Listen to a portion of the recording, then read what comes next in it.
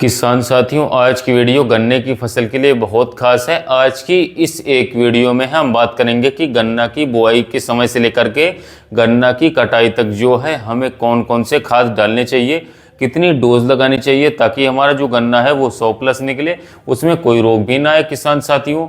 इसके अलावा कई सारे हमारे किसान भाई जो हैं, कई सारे मैंने वीडियो बनाई है कि 40 दिन पे गन्ने पे ये डालिए, गन्ना बुआई में ये डालिए और इसके अलावा जो है ये कीटनाशक डालिए। तो अलग अलग वीडियो को देखने के बाद कई किसान भाई कंफ्यूज रहते हैं कि भाई हम अब कौन सी चीज़ डालें, कौन सी चीज़ ना डालें, अभी समझ में नहीं आ रहा है।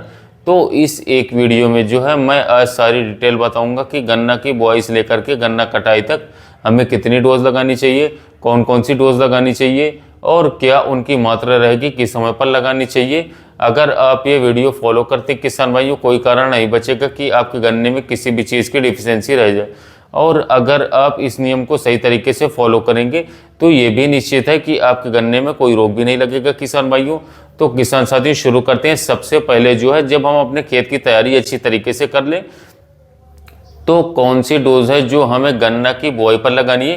किसान भाइयों, गन्ना का बुआई का जो समय है उस समय पर हमें बहुत सोच समझ के जो है गन्ने में जो है खाद लगाने चाहिए, क्योंकि जब हम गन्ने टुकड़े ज़मीन में बिछा देते हैं तो हमारा जो पानी दे देते हैं या हम पलेवा करके बोते हैं, जब गन्ना फूट के जो है फुटाव करके चलता है, निकलती है आंखें सबसे पहले, तो उसे सबसे ज़्यादा पोषण की आवश्यकता होती है, सबसे ज़्यादा खाद की आवश्यकता होती है, सबसे अच्छे फंजीसाइड, सबसे अच्छे कीटनाशक की आवश्यकता होती है। तो किसान साथियों, जो पहली डोज है हमारी उस पर हमें विशेष ध्यान देना है, क्योंकि जो है हमें बहुत अच्छा ब्याज चाहिए। तो हमें ऐसी चीज़ों का प्रयोग करना है पहले डोज में जिनका प्रयोग करने से बहुत अच्छे ब्याज निकले, बहुत अच्छे कल्ले निकले और बहुत 100% जमा हो। किसान भाइयों, वैसे तो मैंने 100 अलग अलग वीडियो बनाई पहली डोज के ऊपर, लेकिन आज की इस वीडियो में सारी की सारी 3 डोज तो मैं ज़मीन की बताऊंगा, 3 स्प्रे की बताऊंगा। ये 6 काम में जो है, ये 6 कार्य अपनी ज़मीन में कर लेंगे, अपने गन्ने में कर लेंगे तो कोई भी दिक्कत गन्ने में नहीं आएगी और अतिरिक्त खाद देने की जो है या और अतिरिक्त कीटनाशक लगाने की आपको आवश्यकता नहीं पड़ेगी। तो किसान भाइयों चलिए शुरू करते हैं। सबसे पहले पहले डोज के बारे में। जब हम अपने गन्ने की बुआई करते हैं तो सबसे पहले जो हम डोज लगाते हैं गन्ने में किसान भाइयों, उसमें आपको एक डीएपी का बैग लेना है। ये 1 एकड़ की मैं मात्रा बता रहा हूँ, जितनी भी मात्रा बताऊंगा 1 एकड़ कट्टा डीएपी की बैग लेना है। और इथरल जरूर लेना है किसान भाइयों, बायर कंपनी का, क्योंकि इससे हमारा जो गन्ना है वो 100% जर्मिनेशन होता है, जर्मिनेट होता है। एक इथरल लेना है, इथिफोन भी कहते हैं इसको, डीएपी, इथरल और इसके अलावा ह्यूमिक एसिड लेना है आपको। जो आप जो है डोज लगाएंगे उसमें 5 से लेकर के 10 किलोग्राम ह्यूमिक एसिड लेना है आपको, 25 किलोग्राम पोटाश लेना है किसान भाइयों और 25 किलोग्राम यूरिया लेना है। ये पहली डोज हो गई हमारी। और इस डोज के साथ आपको एक इंसेक्टिसाइड लेना है। आप थाइमेथॉक्सोम ले सकते हैं, आप फिप्रोनिल ले सकते हैं, आप इफ्को का एक जो है सीरस आगी करके आता है, इमिडाक्लोरोपिड 40%, फिप्रोनिल 40% होता है WG फॉर्म में, उसको ले सकते हैं। एक फंगीसाइड कार्बेंडाजिम मैंकोजेब ले सकते हैं, या कोई भी आप इंसेक्टिसाइड और फंगीसाइड को इस्तेमाल कीजिए। आपको मैंने यह पहली डोज बता दी है, आप लिख सकते हैं किसान भाइयों।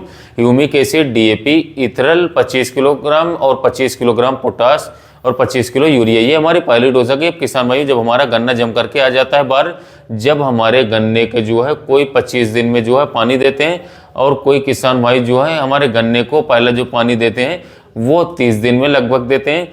अगर आपका गन्ना जो स्वस्थ है, अगर आपने सही डोज का इस्तेमाल करा तो 30 दिन पे हमारा गन्ना ब्यात करना स्टार्ट कर देता है किसान भाई। तो आपको जो है 25 से 30 दिन का जो डोज लगाना है जब हमारा गन्ना बाहर निकल करके आ जाए।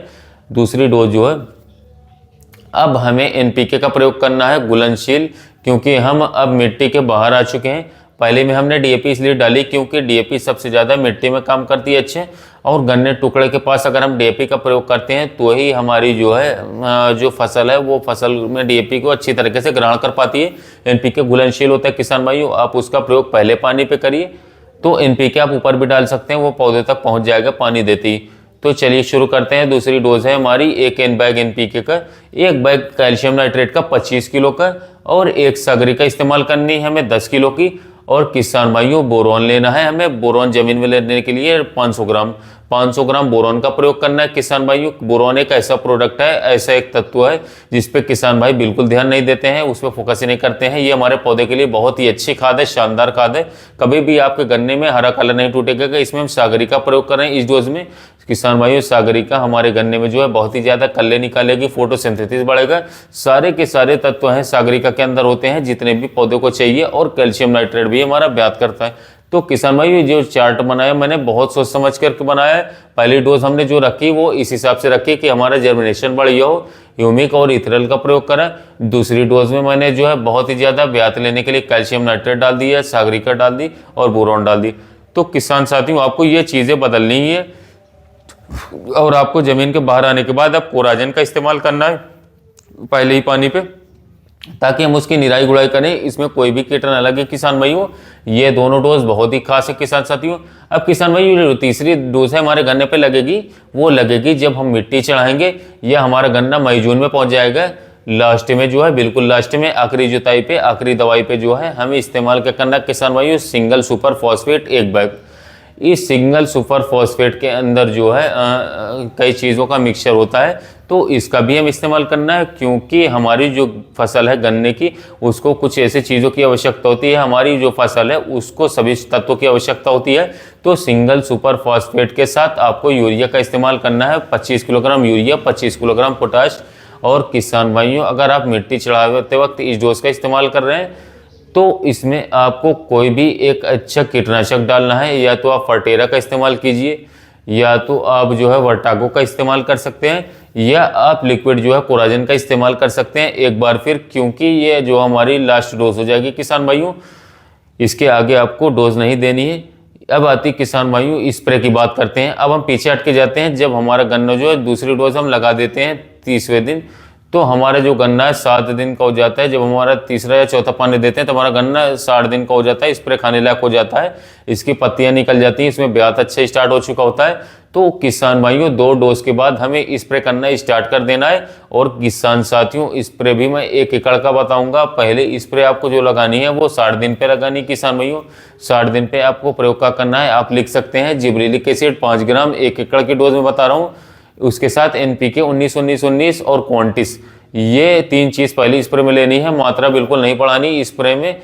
1 किलो NPK 19-19-19, जिब्रेलिक एसिड 5 ग्राम और क्वांटिस इसमें जो है 200 ग्राम ले लेनी है केवल आपको लेना है, और इसकी स्प्रे कर देनी किसान भाइयों। 10 टंकियां बनानी है, ये सारी डोज 10 डिब्बे बना करके गोल लो, और प्रति एक टंकी में जो है 15 से 20 लीटर वाली टंकी में एक डब्बा डालती रहिए।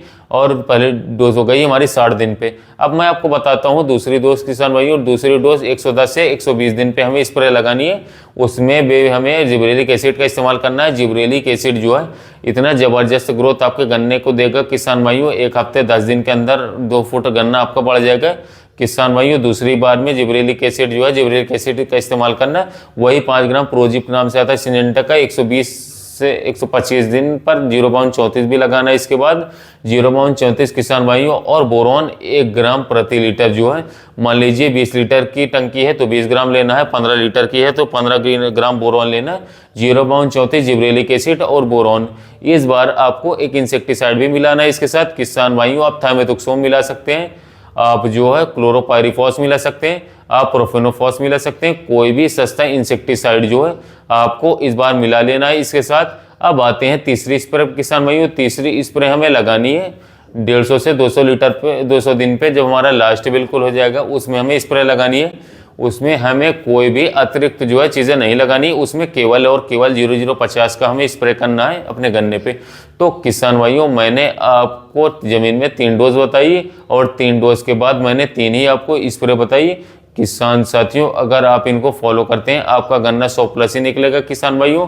और किसान साथियों इनकी मात्रा जो है ऊपर नीचे नहीं करनी है, जितना मैंने बताया उतना ही डालना है। सारी की सारी चीज़ें मैंने इसमें एक ही वीडियो में डाल दी है। धन्यवाद किसान भाइयों।